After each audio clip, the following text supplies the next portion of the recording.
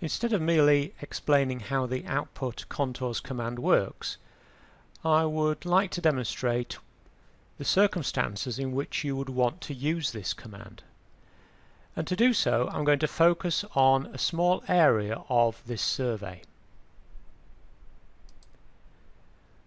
And I'm also going to turn on the contours at a 0.25 meter interval and also turn on the triangles. Of course, it's not necessary to turn the contours on in order to use the command output contours. So we can see here a 100 meter line and a quarter meter contours. So that's the 100.25, 0.5, 0.75, 101 meter contour, 101.25 and so on. These contours are dynamic contours. They're not strung together. LSS draws them real time whenever it's asked to do so from within the configured ETM display command. So they can be changed to any interval that you wish. That means that if any of the points on any of the triangles are changed, then the contours will be updated dynamically.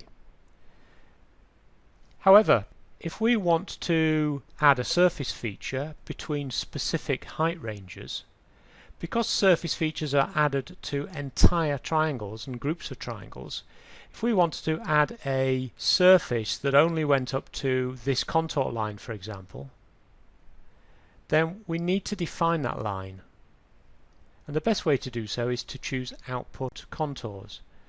So this will be the 100.5, 101, 101.5, 102, 102.5 meter contour. And if you look in the lower right hand corner, you will see as we move the cursor around that the values there are around about 102.5. Let's select output contours. I'm going to load the lines back into the current survey, so I don't need to define a load file. I'm potentially going to create the contours for the entire survey, but I'm just going to output them for an individual contour level, 102.5. We can select a link feature to use. Now you may have in your prototype a link feature that you would wish to use to define such things as contours. Or alternatively, there should be one in there called LDOM, which is just a dummy link which will never be plotted and never be exported. So it's up to you which one you want to use.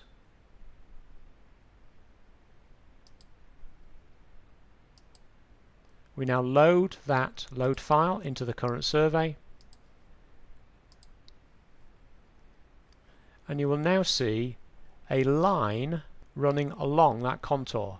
If I turn off the contours, we'll just be left with that line which defines where that 102.5 meter contour would run. And it's now split the triangulation up. So we've now got a triangle below 102.5 and a triangle above 102.5.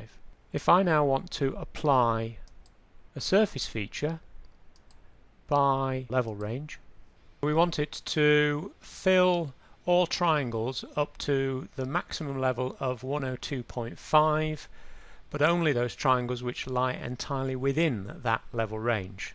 Therefore, we're not stipulating a minimum level.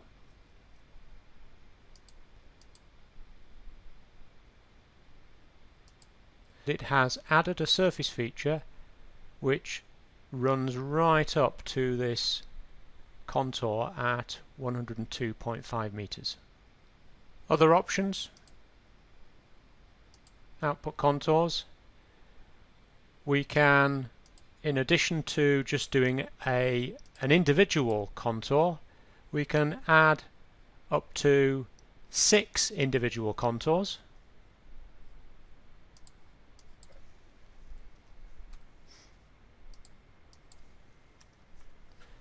This will be of particular interest if we wanted to add surface features between 2 distinct ranges. We can output contours at a regular interval.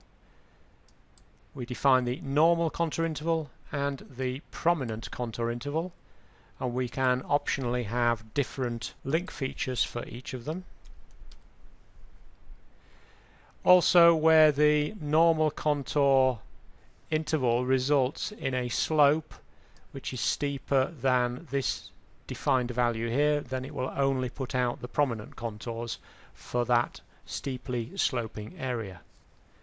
And also in all of these options we can smooth the lines we create as well. The smaller this conditioning tolerance, the finer will be the smoothing, and the more points will be created along that contour defined line. If you're wanting to export contours such as to DXF or GenIO or LandXML, there is no need to go through this exercise. This exercise is purely to create lines that you can use for other purposes. Because the LSS contours are created dynamically through the triangulation, whenever you export DXF, etc., you have the option to export the contours. If you're exporting to DXF, you can choose to export the contours at the displayed interval, or if you're using an AutoCAD description file, you can stipulate in that which contour interval you want.